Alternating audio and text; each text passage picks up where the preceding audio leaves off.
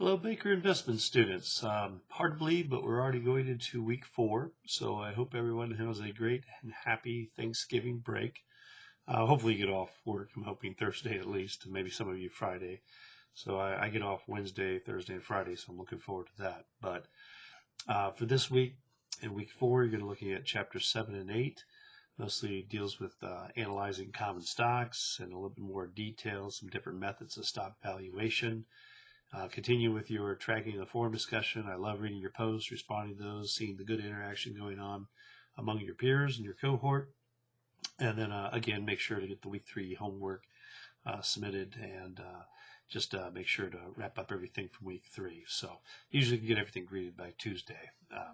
So with this week, also remember, because we will be halfway done with the course here soon, it's stay on top of those projects that are due in week 6 and 7. So when you get some downtime, devote some time to doing some writing, some research, getting that done, so you're not having to do so much at the end of the course. Of course, one of those is a task stream assignment, so make sure to review those details. When looking at Chapter 7 and analyzing common stocks, there's I would say what we try to teach in finance, investments, and economics from the academic perspective is that you should be taking a fundamental analysis approach. That is, you're looking at data and you're making data-driven decisions about whether a stock is correctly valued or whether it's a good investment decision. Typically, you're going to first look at the economy. I gave like a sample economic summary out there. But right now, obviously, we're dealing with there's still persistently high inflation. Unemployment's at a relatively low rate.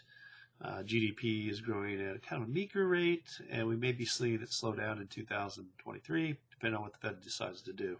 But in terms of interest rates, those have gone up quite a bit too to slow the economy down and hopefully get inflation in check. And that can also impact the economy, and then eventually leads to looking at a particular industry and then company-specific stocks. Because there are some stocks that will do well during recessions. For example, one of them could be McDonald's, which is trading at like $280 right now. I wish I had bought it 20 years ago when it was like about $15 on a beach somewhere. But that's hard to predict what's going to happen with the company. But with that, that's what you're going to look at, and you're going to get into the fundamentals of looking at the financial ratios, liquidity, performance, activity, leverage. So this is what analysts use to kind of say, hey, is this a good company to invest in? How are they doing? But again, if you believe in efficient market hypothesis, we'll talk about this much more detail next week. The idea is that because everybody's analyzing this information, you're too late to jump in to try to recognize that this is a great buy and you should be buying that stock, because that the stock should be actually reflected on the current price based on the risk and return associated with that stock. So stock valuation, you're going to look at one simple model. Simply just looks at the idea of dividends and a PE ratio to give you a given stock price. You'll notice that a lot of different stocks, some don't pay dividends, some are mature companies that pay dividends.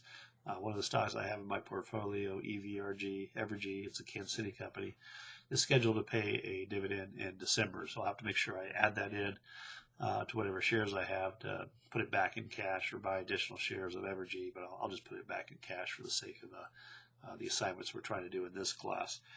But you're also going to look at the Gordon growth model. That is, a dividend 1 year from now is divided by whatever required rate of return is minus the growth rate of those dividends. So it's a simple model, but it kind of gives us a good foundation about what I should be paying for this particular stock. Of course, the problem is that some companies don't pay dividends. Now, we can look at earnings per share, make assumptions, but it's a question of the plowback ratio. A lot of new companies plow back all of that, I like to call it the soup, or the profit, back into the company to try to additionally grow the company. They're looking for investment. They're looking for capital projects. They're going to give the investor a better rate of return. So, finally, just to wrap up for this week, and I'll keep it brief, is really, when you're looking at true valuation of a company, what analysts do is they really project out pro forma statements, and they do this, up to 5 years, and then have some horizon value.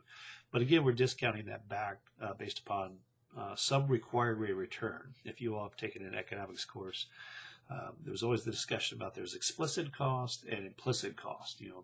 And economists like to make decisions on implicit cost. It was kind of if you remember the market structure as a perfect competition, monopoly, monopolistic competition. It was like, hey, when the price equals average total cost, we produce when marginal revenue equals marginal cost, we were exactly at a normal profit or a zero economic profit. But if you're making above and beyond that opportunity cost, that's a good thing. You're making economic profits, and you would expect that share price to go up with that accordingly. So, but yeah, you're basically discounting back all those future free cash flows. And that's what analysts are doing. As soon as good information comes out or bad information comes out, they're really just readjusting all those cash flows to make an estimate about what somebody should be paying for that stock. And if it's saying that the current stock is trading at $50, but you value it at 60, based on all your fundamental analysis, you'd be recommending go out and buy it because it should go up in price. It's not priced properly in the market. Or it could just be the opposite, that you only value it at 40, but it's trading at 50. Well, that'd be a time to tell you to sell it or short that stock because the price is going to be going down. So anyway, you all have a great week, and I will talk to you online. Take care.